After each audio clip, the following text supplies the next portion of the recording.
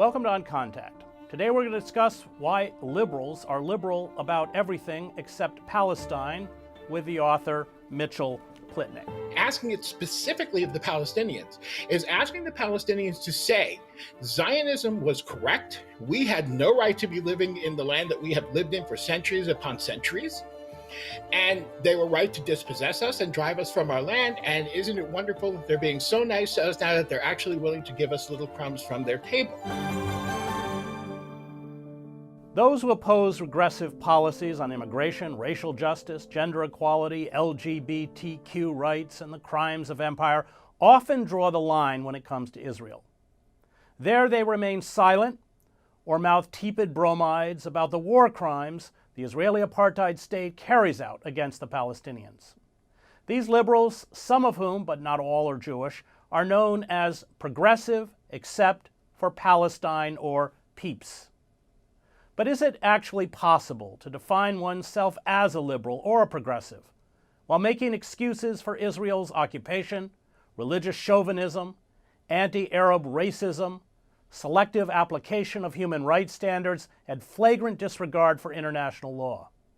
Isn't there a deep connection between the militarized police in American cities, many of whom have attended Israeli training courses, which act as internal forces of occupation, and Israel's brutal subjugation of the Palestinian people? Is it accidental that corporations such as Caterpillar provide the equipment to Israel to demolish Palestinian homes, and also provide the barriers between the United States and Mexico? Is it accidental that Caterpillar equipment, ubiquitous in the Israeli-occupied territories, destroyed the sacred sites on Standing Rock tribal land while building the Dakota Access Pipeline? Doesn't holding fast to one-sided and unwaveringly pro-Israeli policies foster the truth-bending grip of authoritarianism and the evisceration of the rule of law? Is it accidental that as civil liberties are revoked in the United States and Israel against its most vulnerable, each country is plagued by a growing crypto-fascism, disdain for democracy, and unchecked militarism? Marc Lamont Hill and Mitchell Plitnick, in their book, Except for Palestine, The Limits of Progressive Politics, argue that this disconnect is as damaging to our liberal democracy as it is to the democratic traditions in Israel. Once rights become privileges, then they are easily revoked, not only for poor blacks and Palestinians, but eventually for us all. Joining me to discuss Except for Palestine, The Limits of Progressive Politics, is Mitchell Plitnick. So let's begin with this disconnect, which I think you and Mark quite presciently focus on in your book. Explain how it works. Well, I think what we're looking at is we're trying to look at this sort of on the political basis. So, one of the things that we avoid trying to get into is getting into people's heads and how people individually come to these spaces, and think of it more in terms of politics. So we look at, for example, the way when Trump started imprisoning children on the border, really militarizing the border, building the wall, and particularly the separation of families, how there was a massive outcry. There was protests, there were sets of protests in this country that had not been seen in many years. And there was a basic moral outrage over what was happening. Yet at the same time, or at least around the same time, the Trump administration decided to cut off funds for the UN Relief and Works Agency, UNRWA, which is a tiny, tiny piece of U.S. foreign aid in general, and certainly the U.S. budget. But UNRWA provides crucial services to Palestinian refugees, not only in Gaza and the West Bank, but in areas around, Lebanon and Jordan and Syria. There was no really good strategic reason to do this. This was a move of spite that hurt innocent people. But this passed without almost unnoticed outside of people who are already active on the issue. So we opened the book by comparing and contrasting those two things, intentionally to say, look, how is it? How do we live in a system where one thing happens and people get outraged, um, then something that true, and we grant, we make sure to grant that we understand that UNRWA is not happening. The UNRWA cut is not something happening here. It's not happening to people here. It's not happening to our direct neighbors in the way that the border crisis worked, but still, there was just nothing. There was just not a peep. There was virtually no objection from people who are generally interested in what happens in the Middle East. We feel that these two things cannot be reconciled in any way other than trying to figure out politically why it is that when we come to discuss Israeli actions, they seem to pass without scrutiny. We're seeing right now a really good example of this. Betty McCollum just put forth a bill that simply calls for U.S. law to be obeyed, essentially, that military aid to Israel, there be reports by the State Department regularly on how that aid is used. AIPAC, the pro-Israel lobbying group, argues against that, saying it's redundant. Well, then if it's redundant, what's the problem, right? If you're going to contend that it already happens, which it doesn't, then why even bother objecting to it? Again, people do not want to discuss the implications of our policy in Israel Palestine, and that's where we have a problem. So, politically, the dynamic is that Israel can do what it wants, and it's politically virtually poisonous to even bring it up here in Washington. It's starting to change a little bit, but for the mainstream liberalism of the United States, it's okay to speak out about all sorts of other things, but again, not for Palestine. Well, this is what Chomsky calls worthy and unworthy victims. Mm-hmm. So you have these liberal human rights groups calling on China to stop the repression against the Uyghurs. And I just want to give an egregious example of this kind of cognitive dissonance or mindset. So during Operation Protective Edge, in which Israel killed about 550 Gazan children, and one Israeli child was killed from rockets, Nobel Peace Prize laureate Elie Wiesel wrote that the crisis in Gaza and Israel is between, and I'm quoting, those who celebrate life and those who champion death. Jews rejected child sacrifice 3,500 years ago. Now it's Hamas's turn. Now, first of all, as someone who has spent months of my life in Gaza, the notion that Palestinian parents don't care and love for their children as deeply as we do is not only wrong, but racist. But here you have Elie Wiesel, who traveled the world. He was in the Balkans when I was there and quite courageously outspoken about the Kosovar Albanians who became driven to refugee camps in Macedonia. But this massive disconnect, I think, typifies exactly what it is you're speaking about. And I think you argue quite correctly that what it does is undermine just the credibility of those of us who do care about the rule of law and do care about human rights, because it's clear that that's not true in the case of Israel-Palestine. Yeah, I would agree. I think that is one of the points that we're making. And I think also that when we're talking about, we're talking about Elie Wiesel's statements, and I've had over the years a lot to say about Elie Wiesel, somebody who I read pretty much all of his works as a child and as a young teenager, and then later on saw his complete inability to apply that humanity to the Palestinians. And it really was only the Palestinians who were an exception, although occasionally he would also make some really mind-boggling statements about other groups if it had something to do with Israel. So the Armenian genocide was another place that he was a little bit weak on from time to time. But that's, I think, to some extent at least, an example of NIMBY, right? Not in my backyard, and that whole concept of it. It's very easy to stand up for human rights when it's not your group that is the oppressor. It's easy to point a finger at China, to point a finger at Russia to point a finger at, make a very long list of human rights violators around the world. It's not so easy to do it when it's your own people, and I think that's really the test of your ethical ability. Having said that, I think for Marc and myself, this was less about figures in the Jewish community than it was actually just a much more generalized, Jews certainly included, but a much more generalized message to liberal Americans, Jewish or otherwise, who seem to be okay with policies. I mean, I think, again, just to bring up a very current example, we are quick to talk about in Venezuela, there's always this big, oh, look how the election was stolen and what a horrible thing is going on there.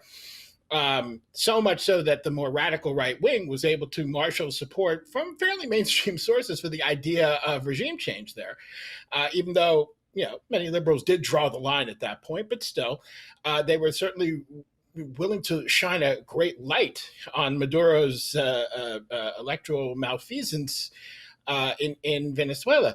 Now, when the Palestinian president, Mahmoud Abbas, tells Israel, all you have to do is not allow Palestinians in Jerusalem to vote in our elections, and I will have the reason to cancel them because you don't want to see what will happen if these elections go forward, and neither do I. The United States and the Biden administration explicitly said, that's okay. They literally said, we understand that you're going to do this and it's fine. And when he went ahead and did it, and actually the White House was asked about it, they had no comment about it whatsoever. They said that's an internal Palestinian matter, which would be great if they applied that to Venezuela as well. But obviously they do not. So how do we reconcile this? How is it? This is not Trump. Disregarding saying, I don't care what other countries do. At least Trump, I don't want to defend Trump in any way, but, at least he said, I don't care what anyone does, what any other country does. I'm not going to police the human rights and the democracy of other countries. That wasn't always consistent, but, for the most part, he kind of stuck to that. Biden, on the other hand, says, well, America's going to engage and we're going to defend our democratic values, et cetera, and yet here's an opportunity to do it, and they completely punt the ball. They literally turn their backs on it. So again, it's that same concept. So when we're looking at, do we apply these values? We don't. And everything about our attitude toward Israel and the Palestinians, I think you're absolutely right, undermines any notion that we are pursuing some sort of value-based foreign policy. Now, the cynic in me says, why would you expect that? What country really does that when it's when it's inconvenient for them? And I understand that, but nonetheless, we as voters and as citizens do advocate for values-based policies, and yet somehow that advocacy seems to fall apart when it comes to Israel and Palestine. Well, and we should be clear that the Trump violations, moving the American embassy to Jerusalem, which is under international law considered occupied territory, has bipartisan support. It was supported by Schumer. So, absolutely. These egregious. I was just going to say, as a matter of fact, we go into the issue of the embassy in the book in depth.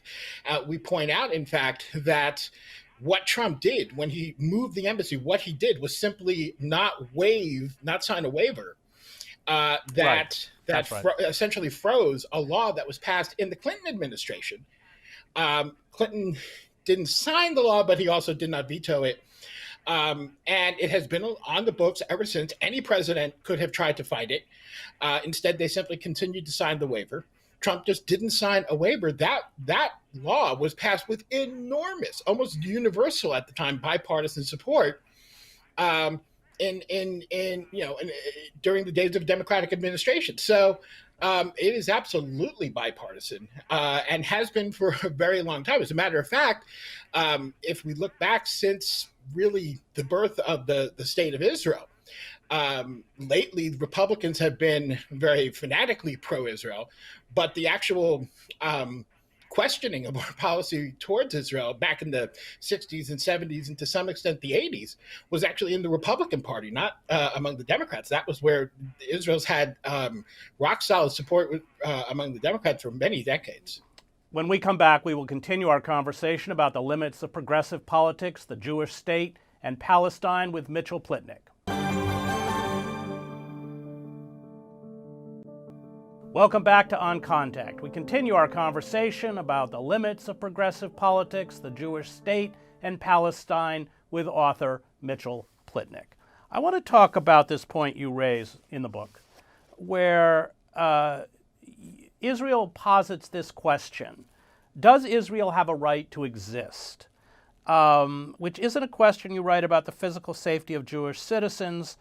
The relevant political question is the dispossession and ongoing denial of rights at various levels to Palestinians justified? But they've really managed to dominate the debate with this kind of rhetorical feint. Explain how that works.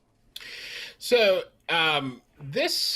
first of all, our position in the book is that Israel has as much quote unquote right to exist as any other state, which is none. No states exist by right. And we absolutely put Israel in the category of settler colonial states.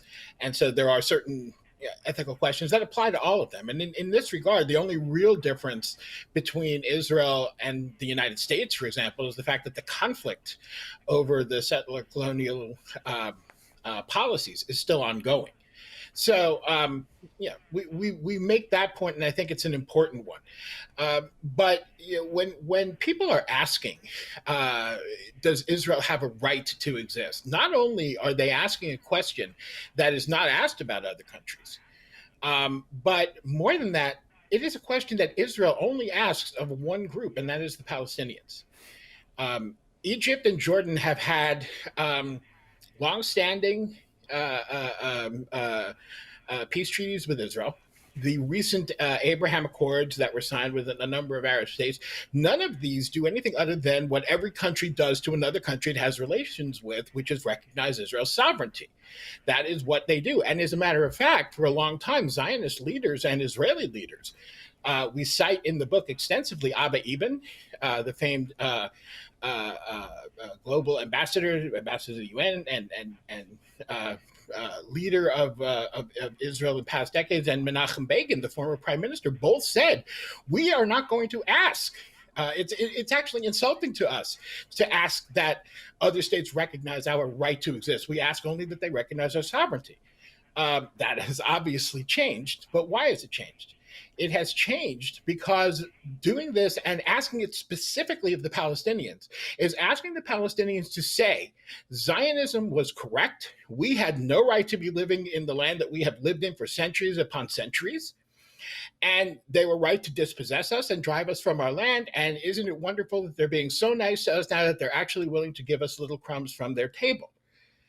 I mean, this is, and we point out that the early Zionist leader, Zev Jabotinsky, a very right-wing person, recognized that this was an unreasonable demand and not one that was even a moral one to make. His view was, therefore, we need to utterly defeat the Arabs so that they will, accept our supremacy, and then we can be quite magnanimous and give them citizenship and all of that. That was, Jabotinsky's point of view. But as brutal as that sounds, it's better than this concept that Palestinians should grovel and essentially and say, you were right to do this to us.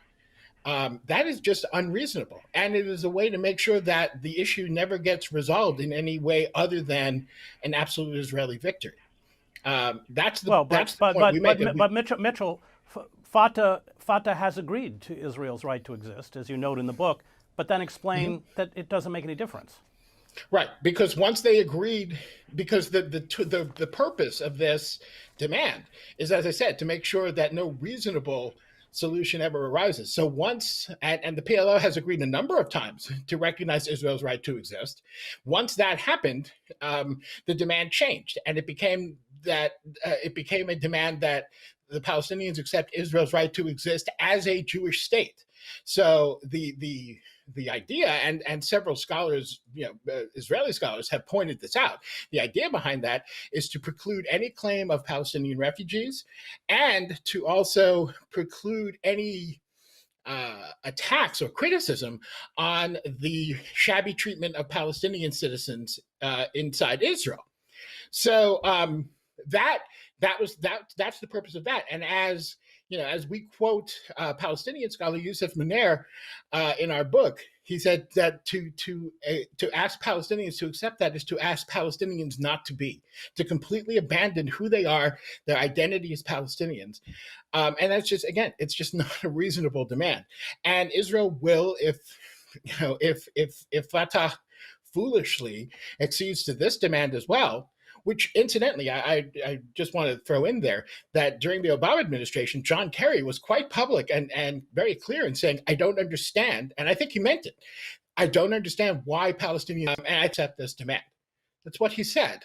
And I think he was genuinely baffled by that idea. So hopefully Mr. Kerry will read our book and maybe he can glean some understanding. But it's obviously the point of this demand is to make sure that the conflict cannot be resolved in any way that gives Palestinians any sense of sovereignty or national identity at all. Let's talk about the national state law approved by the Knesset in July 2018. So this, essentially codifies apartheid. And I think many people recognize that, including many strong supporters of Israel.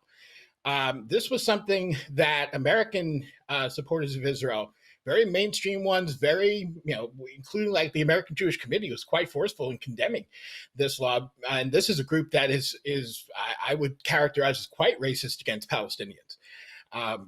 They realized that what this law said essentially is Israel is an apartheid state. It's who we are.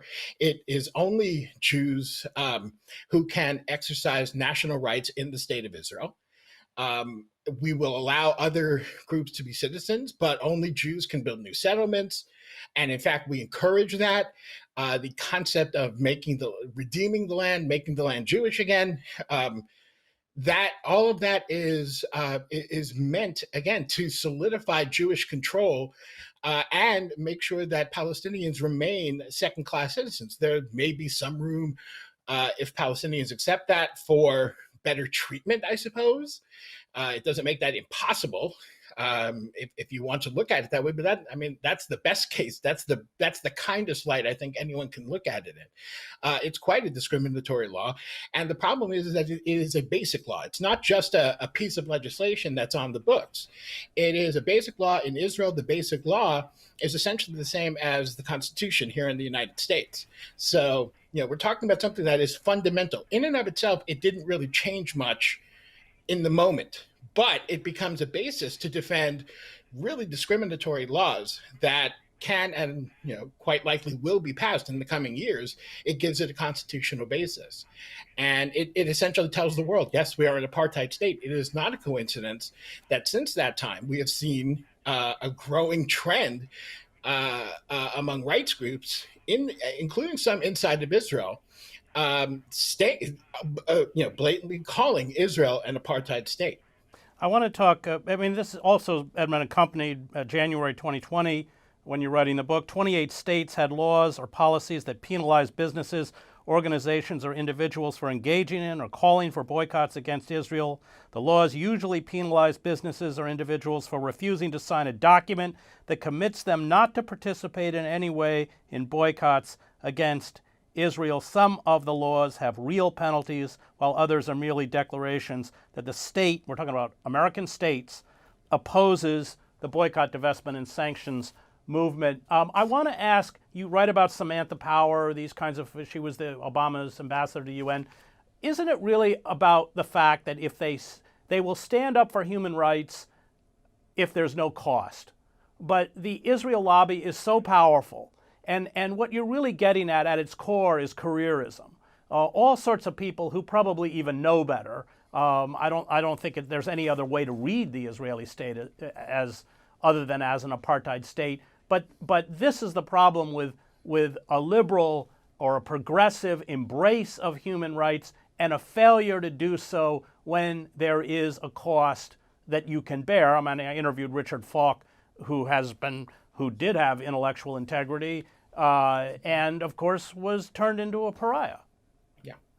You know, and Richard Falk's a great example. Richard Falk is himself Jewish. That made no difference.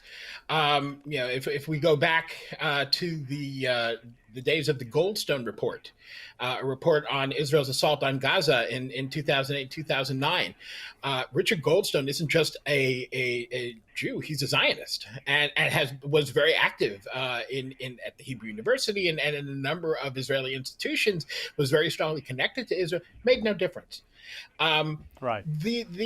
I think it's important, and I guess I want to preface my remarks because I've written quite a bit about this. I think it's important to note that I do not believe for a minute that U.S. policy arises as it does out because of the Israel lobby.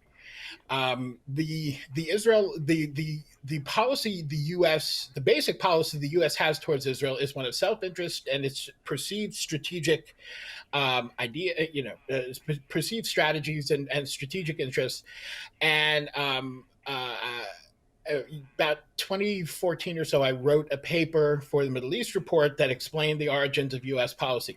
But once U.S. policy was set in place, that's where the lobby is very, very effective. What the lobby does is not only, primarily on Capitol Hill, but also in the broader media world and civil discourse, basically precludes debate.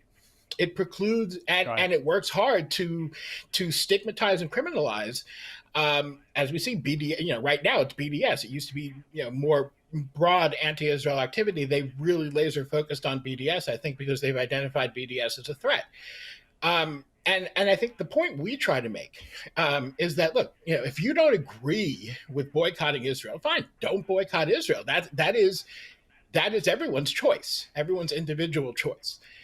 But to criminalize it is literally to attack the First Amendment. I mean, there really is no other way. And in fact, that's one of the reasons that whenever these laws have been challenged, they've lost because legally there's really no defense for them. It's worth stopping to think about the fact that nobody would dream of enacting these kinds of laws regarding our own government, because it would so explicitly violate the First Amendment. Yet somehow, when it comes to Israel, we can do that. It makes no sense. We're going to have to stop there, Mitchell. I'm sorry. We're going to have to stop there. That's all right. Thank you. That was Mitchell Plitnick, co-author with Marc Lamont Hill on their new book, Except for Palestine, The Limits of Progressive Politics.